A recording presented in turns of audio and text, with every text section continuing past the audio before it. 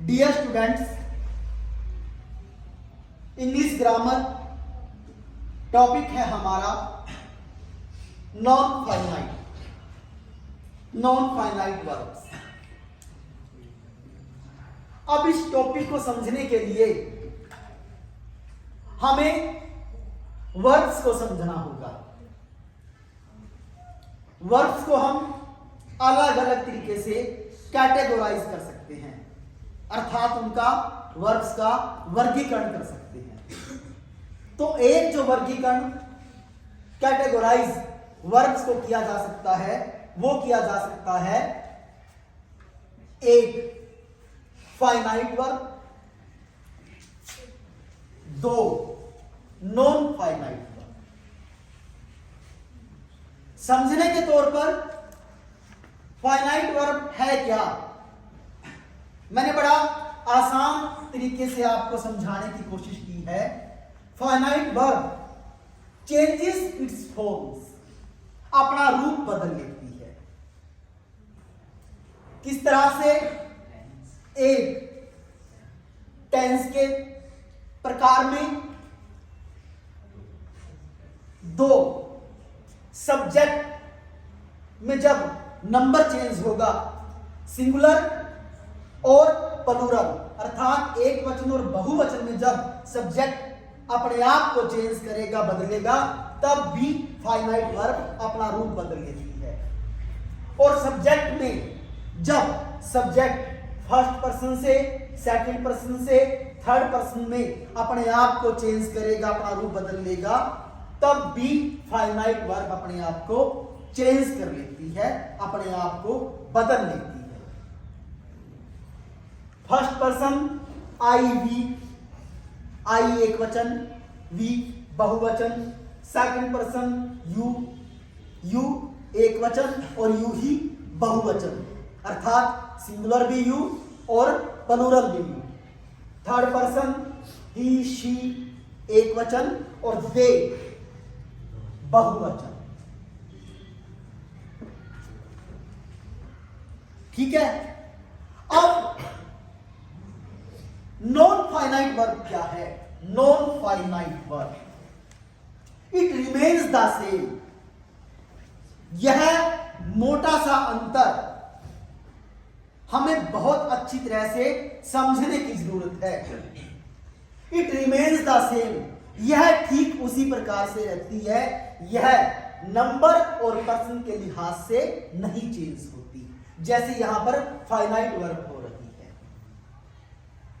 और ना ही non finite verb tense के लिहाज से चेंज होती है, जैसे फाइनाइट वर्ब हो जाती है। यह अंतर, यह भेद समझना बहुत बहुत जरूरी है फाइनाइट वर्ब्स को समझने के लिए और नॉन फाइनाइट वर्ब्स को समझने के लिए। जैसे उदाहरण के तौर पर जब हम टेंस की बात करेंगे तो फाइनाइट वर्ब्स कैसे चेंज हो जाती है? फाइनाइट वर्ब्स हैं कौन सी? हमारी सभी main verbs, see saw seen, like like like, write wrote written, make made made, bring brought brought, cut cut cut.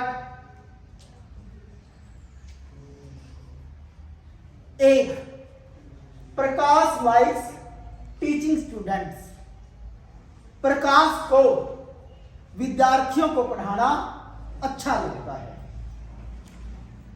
हम जानते हैं सिंपल प्रेजेंट टेंस है। वर्ब की फॉर्म एस या ईएस के साथ जब जुड़कर आएगी तो वो सिंपल प्रेजेंट टेंस है।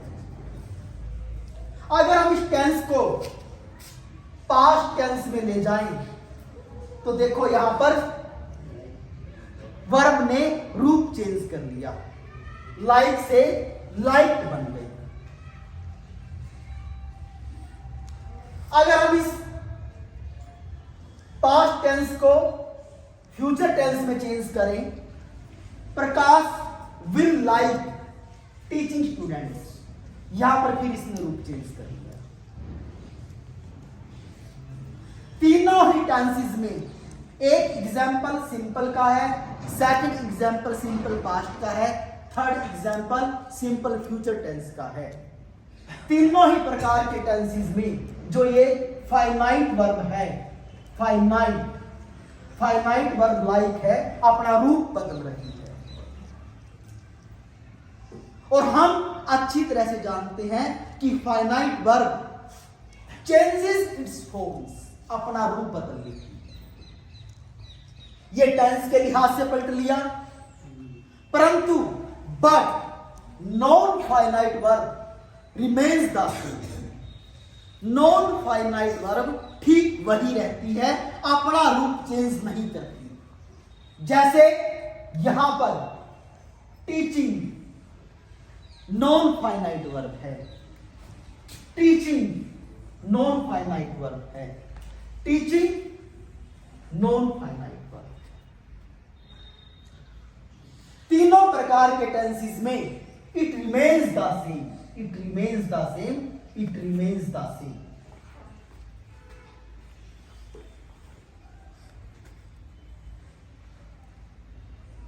दूसरा मैंने बताया कि फाइनाइट वर्ब सब्जेक्ट के लिहाज से भी चेंज हो जाती है। सब्जेक्ट जब पर्सन के लिहाज से, I like books first person का एक वचन, सी लाइक्स बुक्स थर्ड पर्सन का एक वचन। सब्जेक्ट यहां पर भी एक वचन है, सब्जेक्ट यहां पर भी एक वचन है, परंतु पर्सन चेंज हो गया। यहां पर फर्स्ट पर्सन है और यहां पर थर्ड पर्सन है, परंतु वर्ब ने अपना रूप चेंज कर लिया। यहां लाइक है और यहां पर लाइक्स है। फाइनाइट वर्ब जब सब्जेक्ट का पर्सन चेंज होगा, अपना रूप बदल लेगी। पर्सन, यह फर्स्ट पर्सन का एग्जाम्पल है, फर्स्ट, और यह थर्ड पर्सन का, थर्ड पर्सन, फर्स्ट पर्सन। यहां पर भी है सिंगुलर, सिंगुलर एक वचन। अब ध्यान से देखेंगे, फाइनाइट वर्ब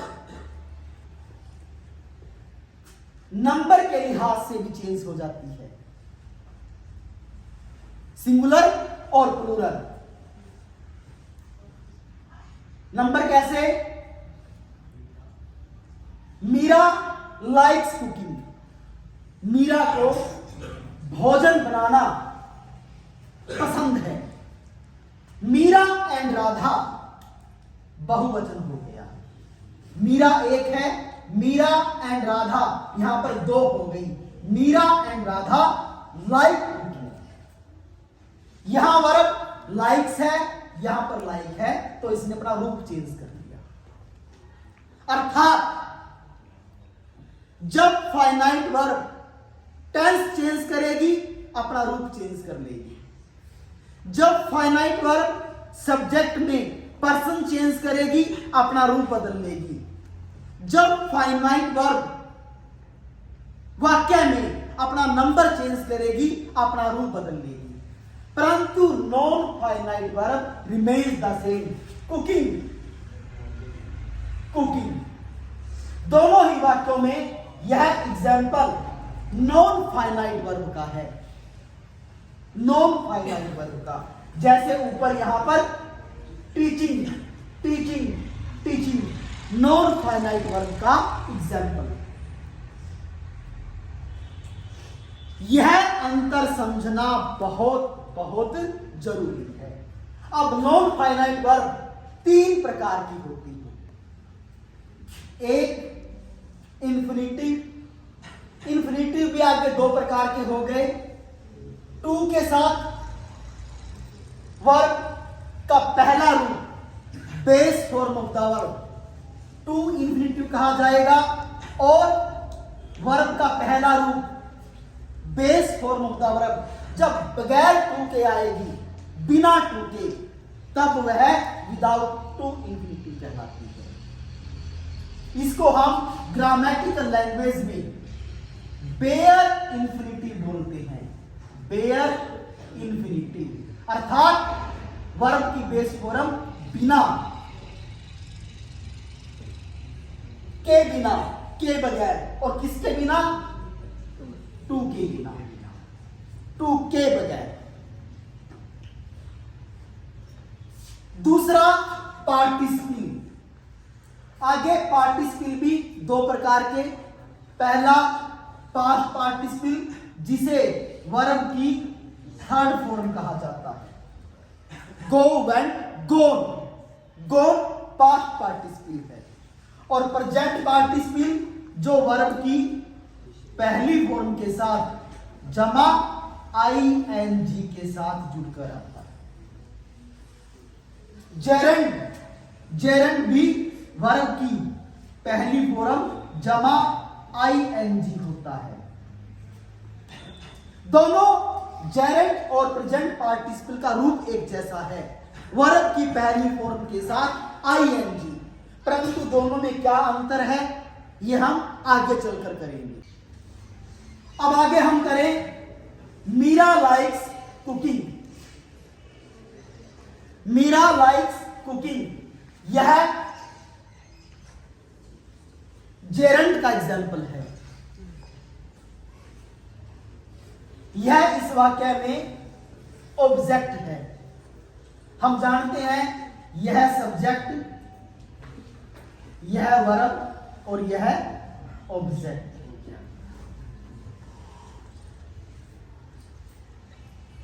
यह जेरेंड का एग्जाम्पल हो गया, वर्ब के साथ आईएनजी। और टू इंफिनिटिव अभी आपको बताया था, और without to infinitive. Ram likes, Ram likes to eat fruits. राम को फल खाना पसंद है। अगर आप पहचान देखेंगे तो आप एकदम से कह देंगे कि यह है टू इंफिनिटिव। अगर आपको पहचान पूछी जाए, आप एकदम से कह देंगे कि यह जेरेंड है। एकदम से आप कह देंगे, आप एकदम से आइडेंटिफाई कर सकते हैं। You can identify. और यहां पर लेट अस ईट फ्रूट्स, आओ हम फल खाएं। लेट वर्ब है, और यह भी ईट, एट, ईटन वर्ब है। परंतु यहां पर यह इंफिनिटिव है, और आप देख रहे हैं कि यहां पर यह टू के साथ नहीं आया। इंग्लिश ग्रामर में ऐसी बहुत सारी वर्ब्स हैं। जैसे इस वाक्य की शुरुआत वर्ब से हो रही है, लेट अस ईट फ्रूट्स, आओ हम फल खाएं। कि जिन वाक्यों में कुछ खास वर्ब्स के बाद, इंग्लिश ग्रामर में ऐसी बहुत सारी वर्ब्स हैं जो वाक्य में आने के बाद अगर उनके बाद हम किसी और वर्ब को लिखेंगे तो वह विदाउट टू आती है। बेयर इंफिनिटिव, बिना टू के जब इंफिनिटिव का प्रयोग किया जाएगा तो इस प्रकार की कुछ खास वर्ब्स हैं जिनमें हमेशा बेयर इंफिनिटिव का इस्तेमाल होता है। तो यह चार्ट, यह ग्रामेटिकल चार्ट एक आपको आउटलाइन दे रहा है कि नॉन फाइनाइट वर्ब्स किसे कहते हैं, फाइनाइट वर्ब्स क्या होती हैं, फाइनाइट वर्ब्स में और नॉन फाइनाइट वर्ब्स में एक मोटा सा अंतर क्या है। कैसे हम समझ सकते हैं कि वाक्य में फाइनाइट वर्ब्स कौन सी है और नॉन फाइनाइट वर्ब्स कौन सी है। आप एकदम से तुरंत पहचान कर सकते हैं, आप एकदम से तुरंत लिख सकते हैं। समझ में आया? Any question? No sir. Clear? Yes sir.